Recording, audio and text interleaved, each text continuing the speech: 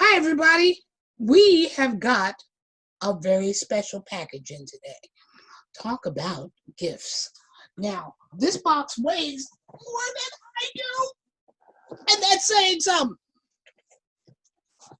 And it is from one of my favorite photographers. This is from Efrain Gonzalez. Now, oh my God, help me.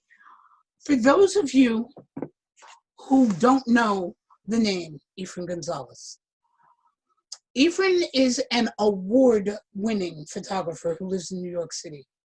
His work has been featured at galleries all over the tri-state area, including the Leslie Lohman. He has been honored by universities for his work.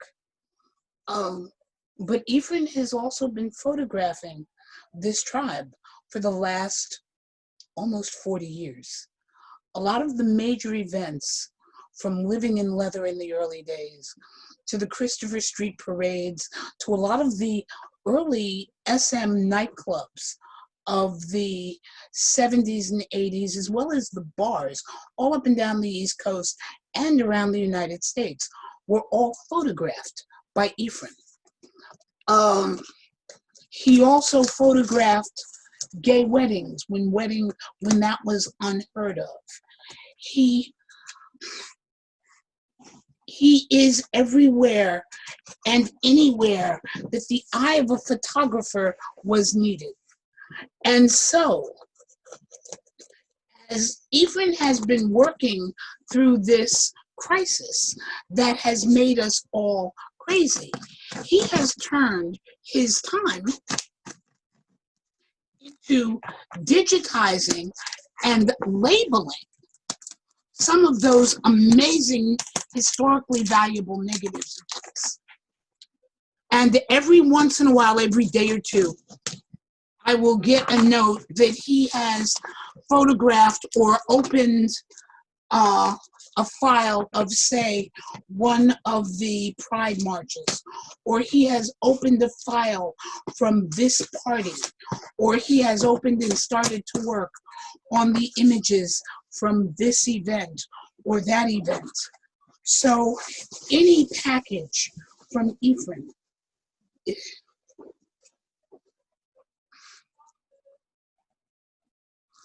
is amazing. Now, let me start with these two bags and move this box over to my side table. I guess today is going to be a story kind of day. The packing for this box, and it weighs a ton, as paper tends to do. And there are lots of photographs into there that I will get into in a minute. But the packing alone for this box is some t-shirts that Efrain told me that he was going to send me. And they are t-shirts that belonged to an old and dear friend by the name of Lenny Waller. Now, for those who don't know Lenny, a lot of his history is online. But Lenny and his lovely lady Gail were daddy and mom to the New York community. Lenny was instrumental in the Hellfire Club in New York, as well as in a gay men's bar called the Manhole. Not a lot happened in New York without Lenny's presence, from New York's Leather Pride nights to work on the bars. And Efrain told me when he rescued some of Lenny's t-shirts, oh my stars, that he was going to pack some up and send them to me. Some of it is intensely personal because of their rarity, but some of it is just special because Lenny Waller was an amazing man and a really good friend. And this one, for yes, every daddy out there who smokes is going to be coveting that one. But if those of you who remember Lenny, very rarely did you see him without his cigar. And when it came to a special tribute, which Efrain did in a beautiful book about Lenny Waller, that I guess it's time for me to do probably a little blog about and show it to you. And maybe if I can, even get Efrain on a Zoom to talk with me about Lenny. And this is a little political, but in the spirit of memory, I'm going to hold it up anyway. I might actually have to keep that one for myself instead of adding these to a small textiles collection that the library has. And then, oh wow, last, but definitely not least, if only for now,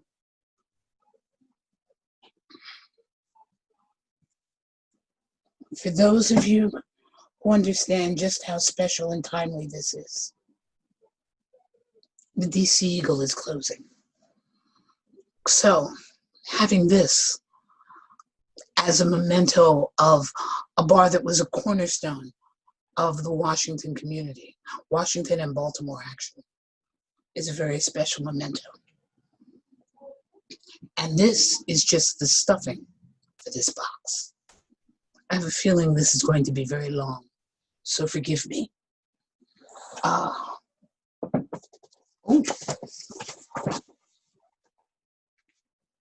Envelopes, lots and lots and lots of envelopes. The first are images from the wedding of a very old and dear friend. Not only was the wedding beautiful, it was also very special because I presided over this wedding in my younger days. I will preserve the integrity of the rest of these because I don't have permission to show these. These are very personal. But as a quick story, my aunt, well, I come from a long line of ministers and we'll have that conversation later. But my aunt, who is a Methodist minister, had this stole made. And I don't know if you can see the rainbow in there. This was part of her vestments, and she wore it in church. Now, the Methodist Church is very much against gay weddings. This was her way of making a statement. And when I told her that I was going to be presiding over the union of two very dear friends, she insisted that I do it in her stole. So I did. Test bucks. This was fake money for bidding on services. Now, the reason this one is so special to me, and these are pretty too, is because the library has a small collection of play money that's been used for different organizations for their auctions, because of course you can't use real money because then you get into legal problems and blah de blah. But we have bid books from Black Beef. We have, I think it's called Twerk $2 bills or something like that from Weekend Reunion. We have a sheet of bills from Paddles. We even have a few bills from Dressing for Pleasure from 20 years ago. Now this is a few pictures from the Hellfire Club, not the men's club, but the Hellfire Club in New York. And I'm not going to pull all of these out because some of them are private. Pony play at a private domain and a private party. I just got a peek at these, so I'm just going to maybe open one or two that don't necessarily show a face. It could be a problem. All right, I lied. Oh, these are really nice. Efrain, your work is off the chart. There is a young groomer dressing his pony. And unfortunately, I can't show you any of those because the face is too clear. But this next one, I might be able to show you. This is a needle play demo, a test. Now, part of what I want people to see here is how Efrain labeled these.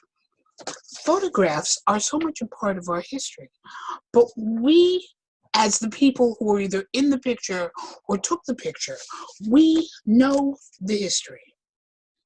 So we tend not to think about labeling photos or dating photos and how important it is to have more information than just the face, because 40 or 50 years from now, no one's going to know who it was or where it was taken. Now, since, again, there are faces, here's one. This one I can show because there's no visible face. But what Efrain was showing here in these simple snapshots are some of the needle play work that was done, and just how pretty it is. Since there's no privacy there, I feel okay showing this. But looking at how he has done these, and when we have already started a very special filing cabinet just for Mr. Gonzalez and all of the amazing photos that he is sharing with us. But what I want you to see, each one is labeled. There are notes that go along with these, so that in the future, when someone is looking for images from the Hellfire Club, for instance, are there images? Yes, they're here. And when we start to catalog these, they will be cataloged just the way they are. We'll put a small number probably on the front or back of the envelope, and we will note envelope 10, the date it was received, what it says, and how many photographs are in each envelope. Make sure that they're properly sealed in archival boxes, kept in a place that will allow them to stay away from humidity, stay away from sunlight. Again, here's a cutting demonstration that was done at Tess.